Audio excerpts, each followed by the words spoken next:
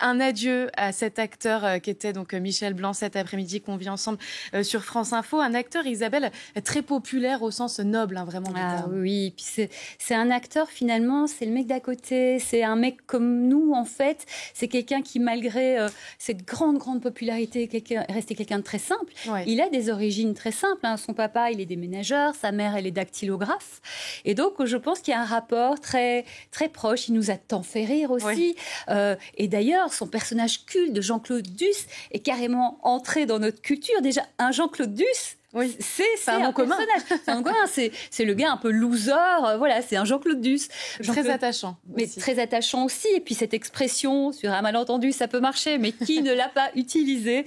Donc voilà, c'est un homme qui est finalement entré dans notre culture et qui a fait un très très beau parcours évidemment et qui nous a beaucoup étonnés. Mais je pense qu'on aura le temps d'en parler. L'origine de sa vocation d'abord d'acteur, c'était quoi? Ah là là, j'ai une anecdote géniale. Alors je l'ai trouvée dans le livre d'Alexandre Ravelot, qui est son seul biographe, qui s'appelle Sur un malentendu.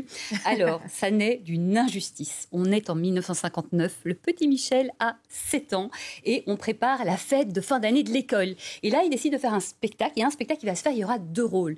Il est très réservé, mais il postule. Il y a un truc qui lui fait postuler. Et puis, il apprend qu'il n'est pas pris dans les 2 rôles. Là, il est dépité. Il rentre chez lui le soir chez ses parents. Il convoque ses parents. Et Marcel et Janine, il leur dit « Papa, maman, je veux être comédien ». Là, les parents lui disent, tu sais Michel, dans ce milieu, il faut avoir des relations. Hein, je rappelle, père déménageur, mère dactylographe. Mais il y a quand même une chose, c'est que Janine, sa maman, elle croit vraiment en son fils. Son fils, il a des facilités. Donc, plutôt que de l'inscrire au lycée d'à côté, le lycée public, elle va l'inscrire au lycée Pasteur à Neuilly-sur-Seine, où il va rencontrer Gérard Jugnot, Christian Clavier, Thierry Lhermitte. Et il dira de sa maman et de ça, ma mère s'est toujours battue pour moi. Je lui dois beaucoup, notamment d'avoir rencontré cette bande de crétins qui est devenue le Splendide. L'amour vache. Les bronzés font du ski. Alors, quand te reverrai-je, pays merveilleux, le pauvre Jean-Claude Duss, qui était censé choper le soir même, tu parles, il est bloqué sur son télésiège dans le froid, dans la nuit noire, et donc il chante à tue-tête cette chanson. Sauf que, en fait, c'est une chanson à la base qui, Étoile des Neiges, est de Jacques Elian et qui est un hit. Donc, en fait, Patrice Lecomte, le réalisateur, se dit, on va mettre cette chanson-là. Sauf qu'en fait, il pensait que les droits étaient libres.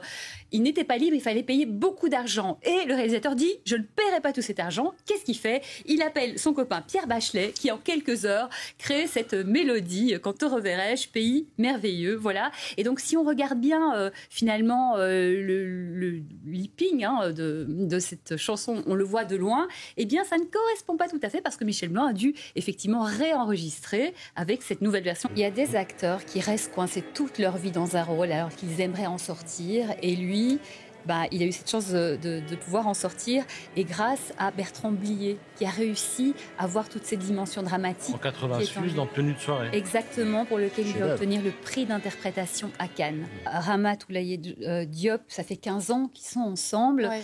Ils étaient très très discrets, déjà parce que c'est quelqu'un qui n'étale pas sa vie, mais c'est aussi une conscience. C'est joli ce qu'il a dit, c'est que si il s'affiche avec elle, elle sera la femme de...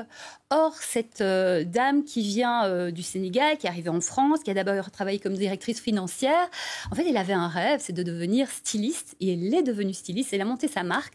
Donc voilà, c'est un respect aussi. Ils avaient envisagé de faire un enfant, finalement, ils ont décidé de ne pas en faire, mais voilà, c'est un joli compagnonnage. Alors, il avait quand même un rêve, c'est de pouvoir jouer avec un orchestre. Et son ami Éric Tanguy, qui crée des musiques, compositeur, eh bien, il lui a fait ce cadeau-là. Il lui propose, on est en début des années 2000, d'écrire une partition pour récitant et orchestre. Alors donc, Éric Tanguy écrit la musique et le texte, il est écrit par Xavier Couture, célèbre homme de télévision. Et ça parle de quoi? Ça parle de Sénèque, les derniers jours. Et donc, c'est effectivement Michel Blanc le récitant. Ça va se passer en 2004 à Rennes. Et puis, plus tard, on va réenregistrer, toujours avec évidemment Michel Blanc, ce spectacle. Ils avaient un projet, les 2 amis, de revenir avec cette fois-ci un opéra de chambre dont le livret a été écrit par Michel Blanc. Malheureusement, ça n'aura jamais lieu. En tout cas, avec Michel Blanc. Je pense qu'on peut dire qu'il a vraiment réussi sa carrière. En fait, Michel Blanc, il a excellé dans ses rôles d'humour. Son rêve, c'était de devenir un comédien dramatique. Il y est arrivé, il a excellé aussi. Il a réussi sa vie d'humain, avec ses amitiés qui durent toute la vie, avec tous ces gens. On le voit, du métier, le public, toutes ces personnes qui viennent.